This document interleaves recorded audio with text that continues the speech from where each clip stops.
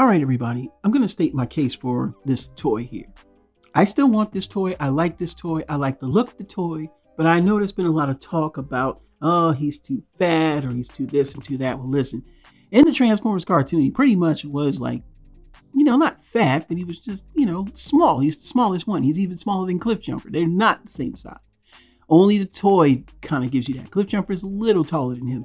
But he's supposed to be short. He turns into a bug. He's supposed to be the Choro Q or Penny Racer version, which is, chibi-like. So yeah, he's supposed to have that little kind of squat, fat look. And I like that about it. And that's one of the things I like, even over the Earthrise remolds from Cliffjumper, is that they're a little lean. They actually make him look a lot tougher. But this one is a lot cuter. It's BumbleBee. It's not special. It's just going to be in the store. You can go pick it up and buy it.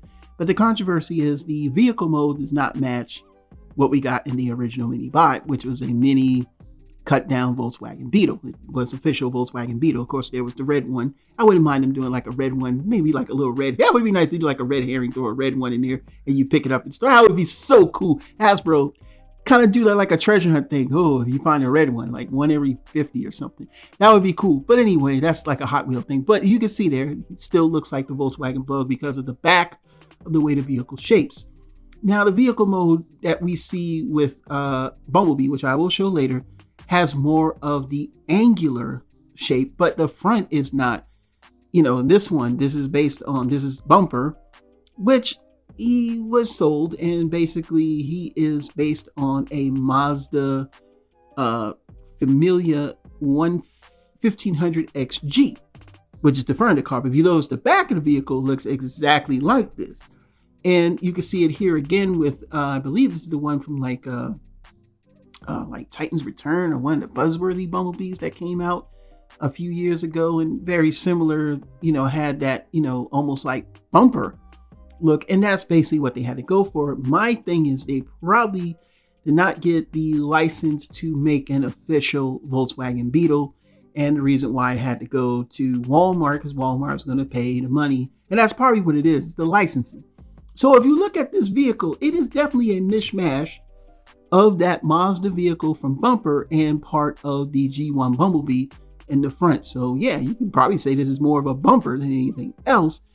But again, I'm not knocking it to get it on the shelves, to get us a Bumblebee in the Studio Series. What else could they do? They probably... I'm suspecting it was a lot of money to use that. And you can see here how he transforms, everything, no parts forming and things that, especially from the back. And yeah, that looks exactly like Bumblebee. So yeah, I wouldn't want to see what they do with Cliffjumper and, see how that works. And you can see, I like the tires, they're probably plastic, but they got that almost like they look like their rubber tires look. And that I like. I mean, he looks like Bumblebee. I'm sorry. I mean, the vehicle mode can be forgiven if I can get a solid robot mode that looks like him. And he's short. There he is next to the Studio Series 112, I believe, the Orion packs from the Transformers 1, which is small. Now we're going to do comparisons to the vehicle. And let's just be frank. I'm going to tell you just like this. I always thought the Netflix version of Bumblebee was a masterpiece level toy. Yes, I know it's exactly the same as Cliffjumper. But by remolding it into the original Volkswagen Beetle and getting it to transform, it was a mini masterpiece. Even the color is basically legit. It's actually a real world color for the Volkswagen Beetle. And I know a lot of people were miffed about that because it wasn't the yellow as you get with the Worlds Collide version. But that's just the straight repaint of Cliffjumper with just the remolded head of Bumblebee. We'll get to that later. But I'm very fond of my Netflix Bee, which is basically Earthrise Bee. And not to say that I'm knocking the one we were going to get. By all means, no, but it's not enough to make people not want to go for this due to how it transformed in the vehicle mode. Now in robot mode, again, he's more, again, I like the look of the current Bumblebee just because of the cartoonish look, but you had to give credit to the Netflix Bee. Now the Netflix Bee had an issue with the eyes being not as pronounced as the next slide we'll see.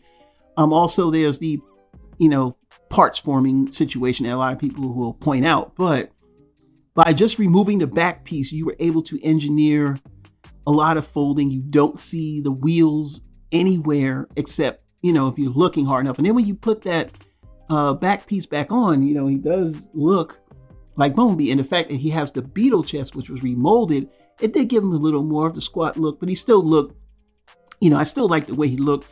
A lot of folding, a lot of panels that folded away on Earthrise still make this look, like a cheap version.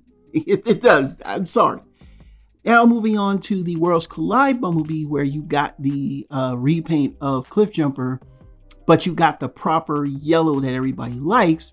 This yellow on the current Bumblebee, and this is also, also the, when you take away the backing, it kind of changed the color. It still is the correct yellow. Both to me have a good yellow, but the vehicle mode for the Worlds Collide is not a Volkswagen Beetle or even resembles one. And, it's kind of, it's Cliffjumper.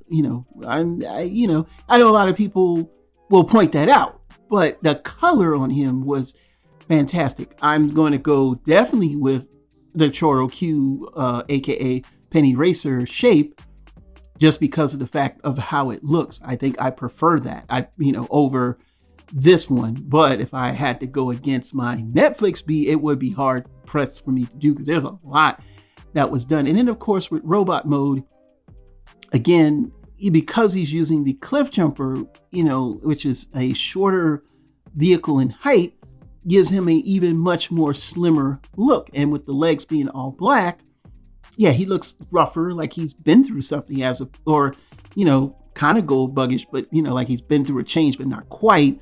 He kind of reminds me of the old IDWB a little bit, where he actually was leader at one point with the cane. I kind of get that vibe from this one.